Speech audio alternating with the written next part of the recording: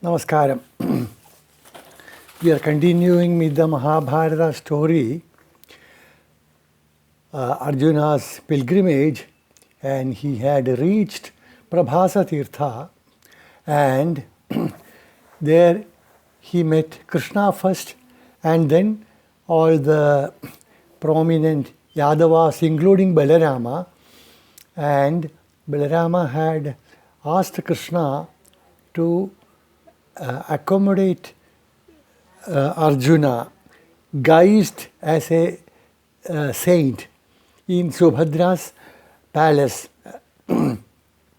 Krishna objected, but pretended to be yielding to his elder brother's wish. And Subhadra continued serving Arjuna in her palace. And meanwhile, a 28-day festival started on top of the Raivataka mountain. And all the Yadavas went there, all including Krishna. And Subhadra could not go because she had to look after the saint, and she remained behind. And Subhadra every day used to ask the saint about the places he had been to, and what impressed him most, about everything. And she was eager to ask about the Pandavas, and one day she asked him about the Pandavas, one by one from Yudhishthira down. And when she asked about Arjuna, it appeared to him that she had that eagerness in her, special eagerness in her question. And Arjuna, without revealing, told about all of them. And then looking at the change of color on her face and taking everything into consideration, Arjuna decided that he should reveal himself and told her the truth. And Subhadra was shy and happy. It was a complex situation. And Arjuna told her about his love and that he wanted to marry her.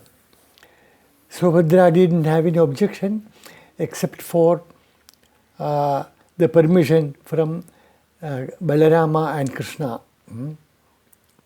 And Arjuna knew that Krishna would support him, and Krishna would somehow surmount if Balarama had any objection. So Arjuna sent a messenger in secret to Indraprastha to ask for the permission of Yudhishthira, Bhimasena and Kunti. And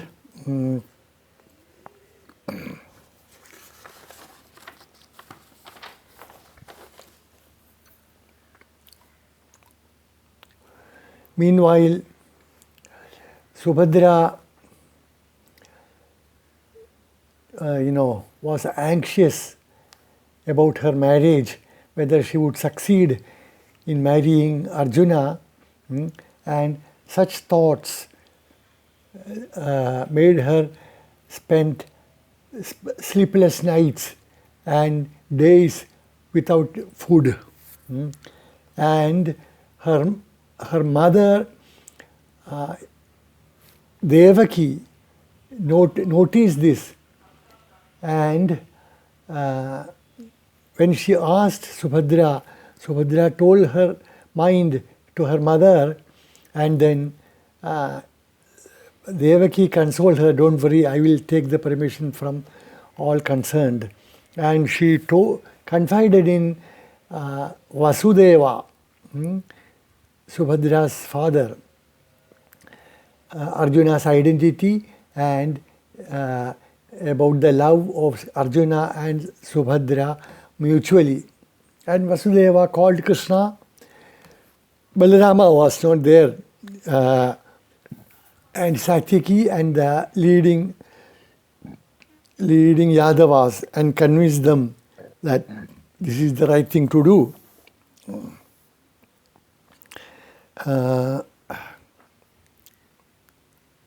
And they all consulted among themselves and decided on a date, 24 days from that date, as suitable, taking the, an auspicious date, everything, for their marriage. And on that day of marriage, Arjuna thought about Indra, his father, who sensed,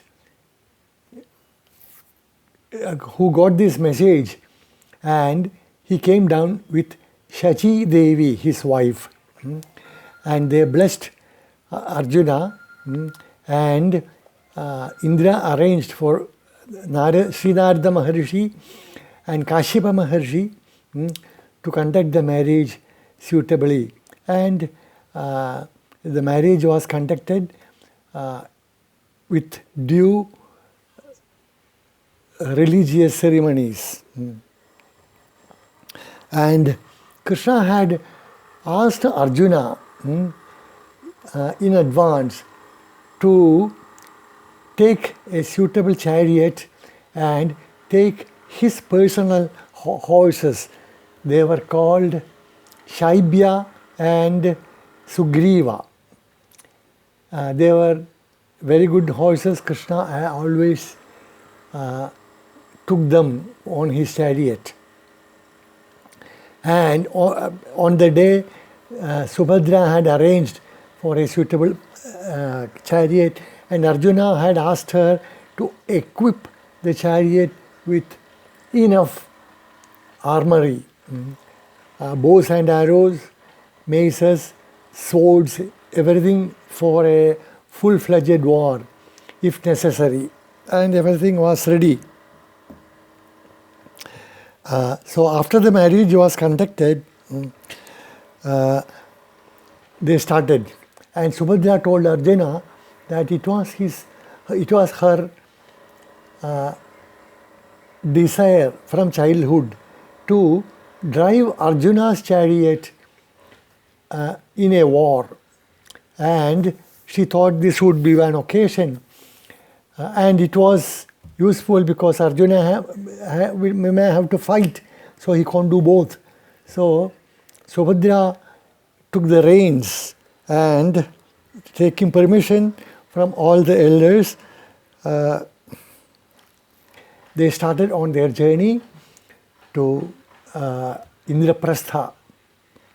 As expected, before they left the palace, the army sensed that there was something going on, something wrong, so they came and blocked the way. And Arjuna fought against them. He sent arrows only to dispel them, but not to hurt anyone.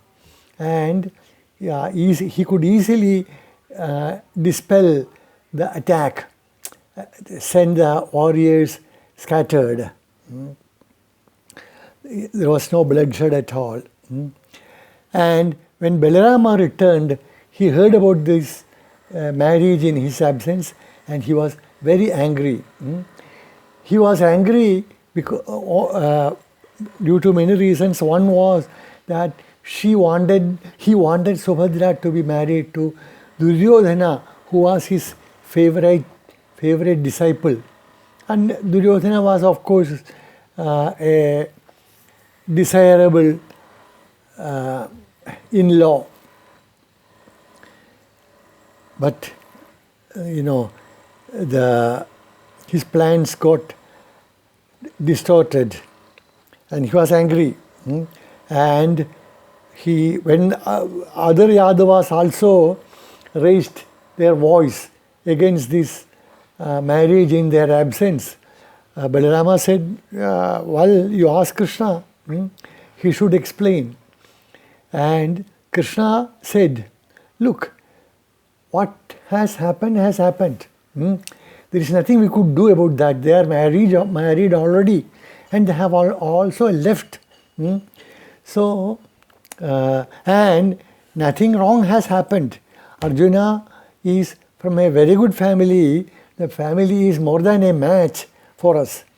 These Yadavas are considered to be slightly inferior in orthodoxy among the Kshatriyas. The Yadavas are Kshatriyas, but they have a slightly inferior status. That must be because of that story of Yayati. I don't remember if we went through that. If not, we will. And what is called? So Arjuna is from a very good family, and as a warrior, as a Kshatriya, he is the best available. There is no one who can face him in battle. So, in all respects, nothing wrong has happened. And if we show that we are not happy with the marriage, we will lose our face, because people, we are giving fuel for gossip. So it is best to pretend we are happy, send valuable gifts as a marriage present, and live happily. And there was nothing, not enough reason to refute Krishna's stand. So they all agreed. So Krishna, with a large army and loads of gifts, started behind Arjuna, wanted to catch up with them, but thinking that the Yadava army is chasing them, Krishna asked Subhadra to drive fast, and they reached Indraprastha ahead of the Yadava army. We shall continue this next day. Namaskaram.